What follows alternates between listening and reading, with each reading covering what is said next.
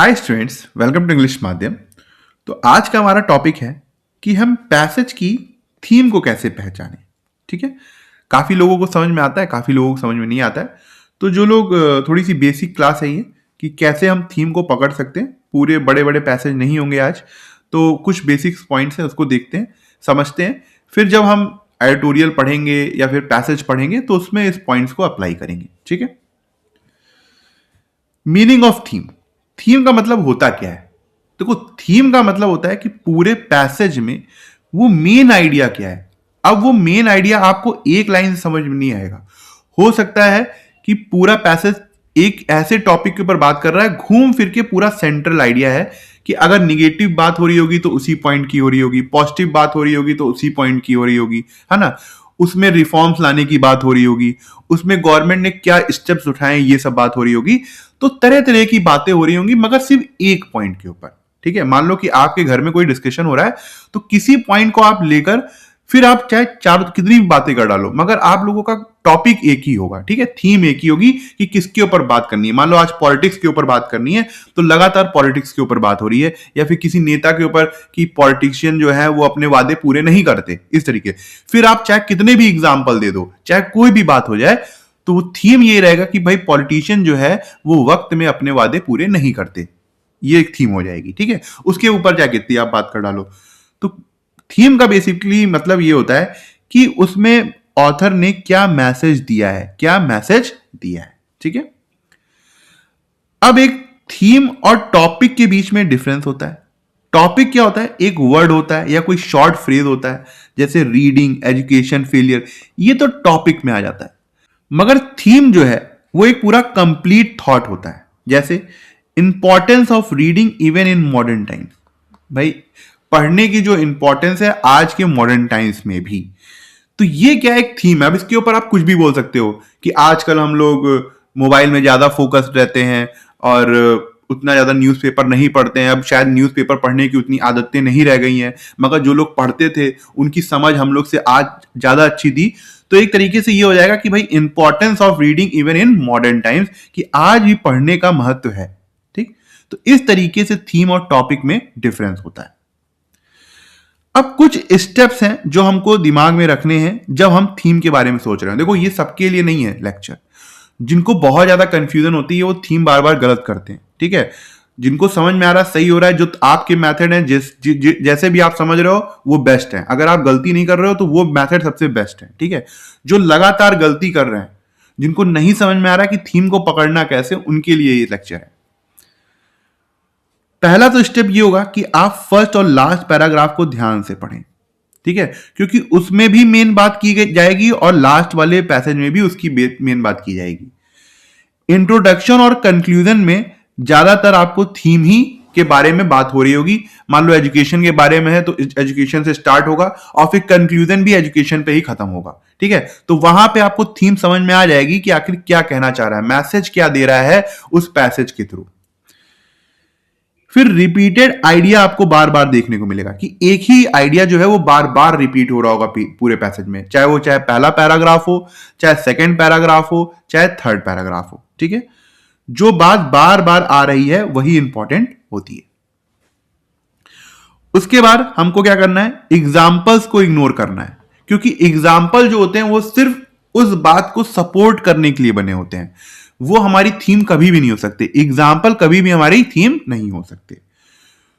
चौथा स्टेप ये है कि हमें ऑथर की ओवरऑल व्यू को समझना है कि आखिर वो किस बारे में बात कर रहा है, वो उसका क्या हिडन मीनिंग है, वहां पर किस बात को सपोर्ट कर रहा है, किस बात को क्रिटिसाइज कर रहा है, किस बात पर वार्निंग दे रहा है। इन सब चीजों को जब हम समझते हैं तो एक व्यापक आइडिया के बारे में सोच पाते हैं, जिससे काफी व्यापक चीजों को वो इंक्लूड कर रहा होता है। वो सिर्फ एक पर्टिकुलर पॉइंट नहीं हो सकता, वो सिर्फ एक नैरो पॉइंट नहीं हो सकता, वो एक ऐसी लाइन होगी जो हर निगेटिव, पॉजिटिव, सपोर्टिव, हर तरीके के आर्गुमेंट को वो अपने अंदर ले रही होगी।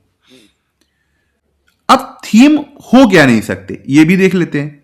सिर्फ एक एग्जाम्पल कभी भी थीम नहीं हो सकता। ठीक है, कोई बहुत नैरो सेंटेंस नहीं हो सकता। कोई ऐसा नहीं हो सकता कि आज वो वहां पे रेस्टोरेंट में खाना खाने गए, ये थीम कभी नहीं हो सकता। ये एक पर्टिकुलर एक बहुत नैरो बात है। हो सकता है कि उस रेस्टोरेंट की बात हो जाए, कि आजकल रेस्टोरेंट क्या है, कितनी बड़ी थालियां होती हैं, कितनी छोटी थालियां होती हैं। पहले बड़ी थालियां होती थी, ज्यादा खाना होता था, मगर उससे क्या हुआ, लोगों का मोटापा बढ़ गया।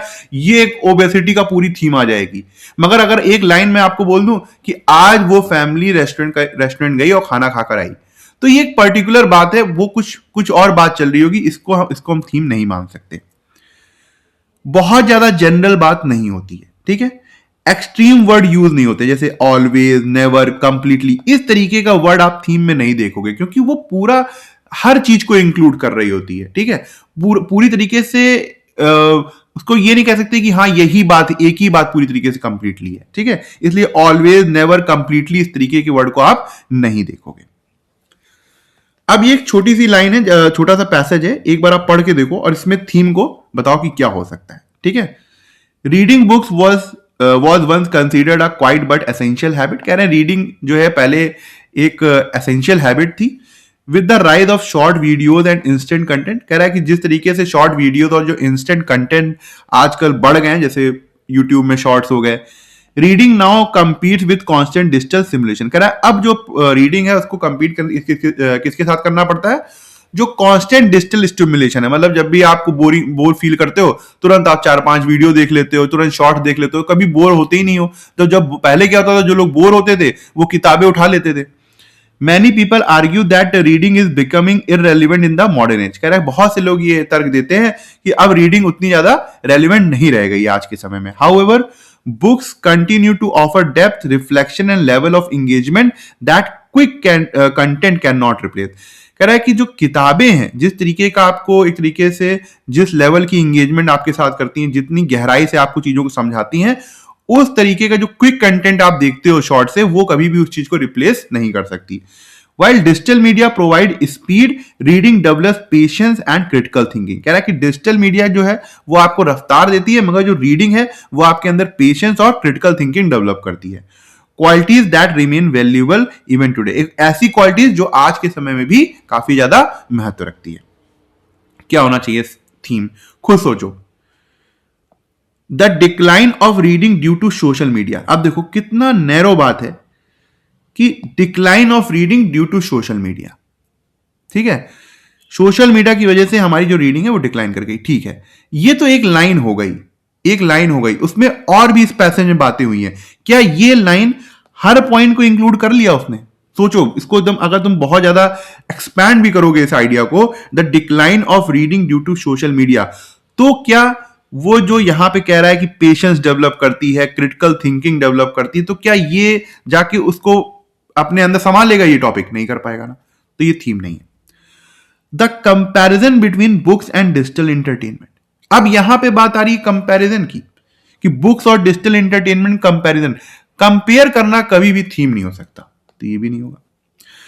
The lasting importance of reading despite changing habits. कह रहा है कि जो रीडिंग की लास्टिंग इंपॉर्टेंस जो हम अभी भी है, चाहे कितनी भी हैबिट्स आपकी चेंज हो जाए, तो ये बात जो है, ये थोड़ा सा ये लग रहा है कि जो रीडिंग की इंपॉर्टेंस बहुत ज्यादा है। अब उसमें उसकी ये जो क्रिटिकल थिंकिंग वाला पॉइंट है वो भी आ जाएगा, ठीक है। अब यहाँ पे जो शॉर्ट वीडियोस जो है वो रीडिंग को रिप्लेस नहीं कर सकती हैं, ये भी बात आ जाएगा। ये भी बात आ जाएगा कि भाई अगर आप रीडिंग नहीं करते हो तो कहीं ना कहीं आप नुकसान में हो, ठीक है, ये भी बात आ रही है। तो एक तरीके से इस लाइन ने उन सारे पॉइंटों को छूने का, या फिर जो हिडन मैसेज है, क्या कहते हैं ऑथर का, उसको कन्वे करने की कोशिश करी है। The advantages of digital media over books. अब कह रहा है कि डिजिटल मीडिया का क्या एडवांटेजेस है बुक के ऊपर, तो क्या ये थीम होगा? नहीं होगा। तो यहां पे क्या आंसर क्या होगा? सी होगा। इसको ट्राई करो एक बार खुद से। Urban life promises better opportunities. जो शहरों की लाइफ है वो अच्छी अपॉर्चुनिटीज प्रोवाइड करती है, एजुकेशन देती है, इनकम देती है।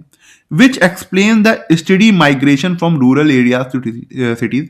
कह रहा है कि जिसकी वजह से जो एक लगातार माइग्रेशन हो रहा है रूरल एरिया से सिटीज के बीच में। Yet this movement has created challenges such as overcrowding, pollution and pressure on public services.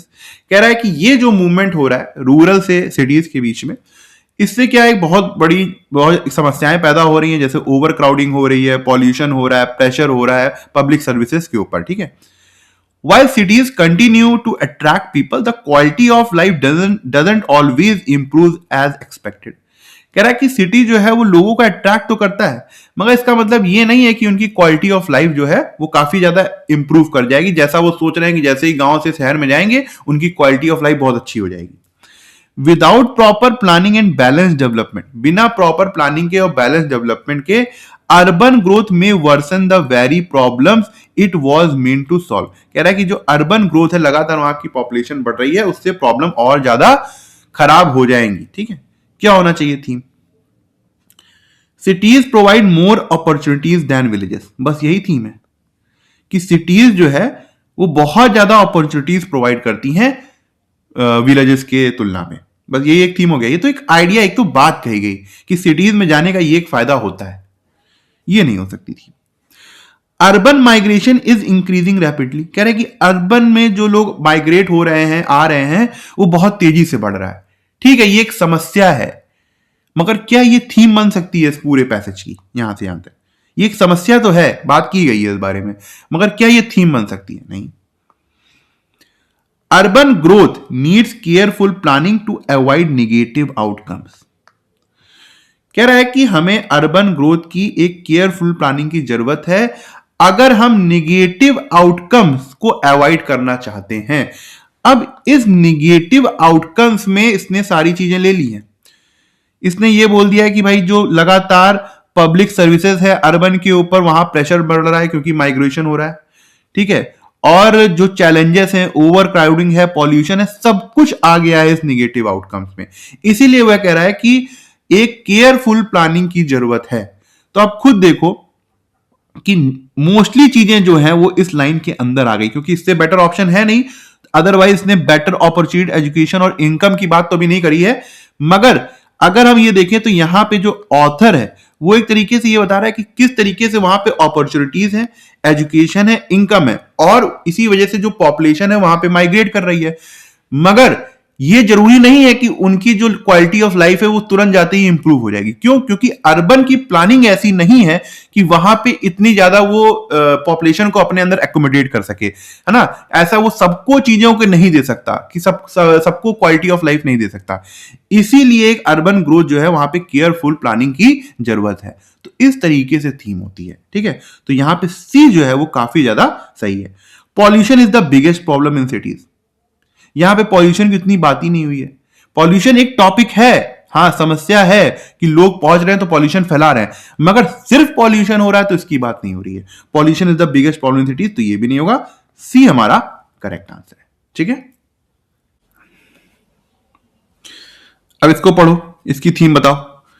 Failure is often viewed as something to be avoided at all cost. कह रहा है सभी लोग failures को किसी ना किसी, मतलब किसी भी कीमत में उसको अवॉइड करना चाहते हैं। वो नहीं चाहते कि उनकी लाइफ में फेलियर आए। इन रियलिटी, कह रहा है रियलिटी में, many successful individuals have experience repeated failures before achieving their goals. कि जितने भी सक्सेसफुल लोग हैं उन्होंने फेलियर्स को एक्सपीरियंस किया है किसी भी गोल से पहुंचने से पहले। Each setback provide lessons that success alone cannot teach। कह रहा है हर बार जो एक फेलियर होता है वो आपको एक लेसन सिखाता है, जो कि सिर्फ अगर आपको हमेशा सफलता मिलती रहे तो आपको वो सिखा नहीं सकती।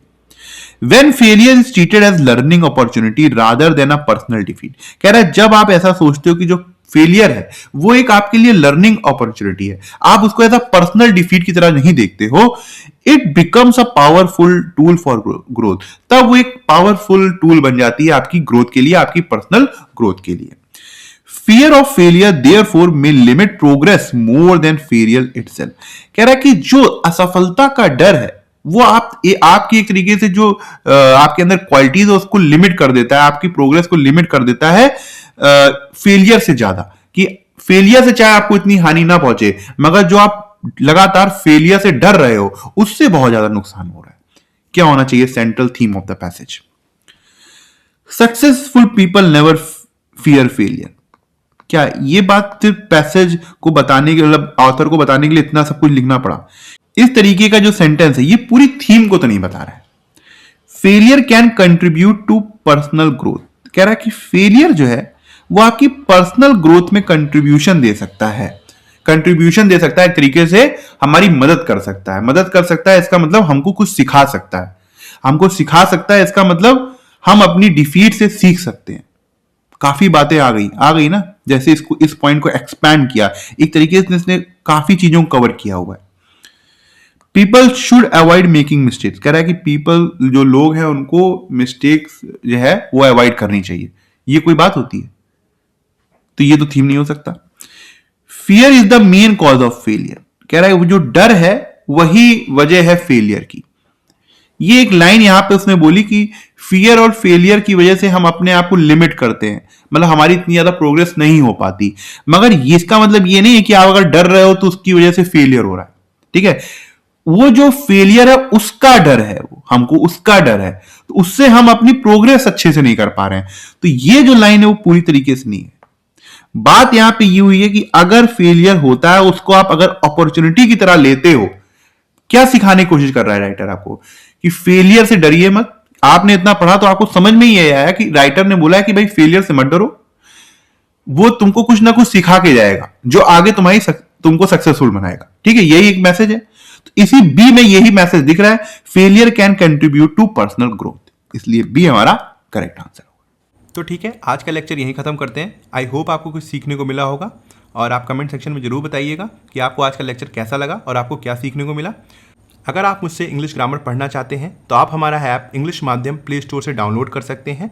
ऐप ओपन करते ही आपके सामने होम स्क्रीन आएगी, वहाँ पे आपको 5 ऑप्शन मिलेंगे, मेन, लाइब्रेरी, फीड, लेक्चर, पास। लेक्चर में क्लिक करते ही आपके सामने 2 वर्जन आएंगे, फ्री और पेड। पेड में क्लिक करते ही आपके सामने इंग्लिश ग्रामर का एक सेक्शन आएगा, जहाँ पे मैंने इंग्लिश एसएससी के लिए बहुत ही डिटेल में बताया हुआ है और बहुत ही सिंपल लैंग्वेज में बताया है, जो कि आपकी कॉन्सेप्ट्स को और अच्छा करेगा और आपको अच्छे मार्क्स लाने में हेल्प करेगा। तब तक के लिए प्रैक्टिस करते रहिए। Thank you so much for watching this video.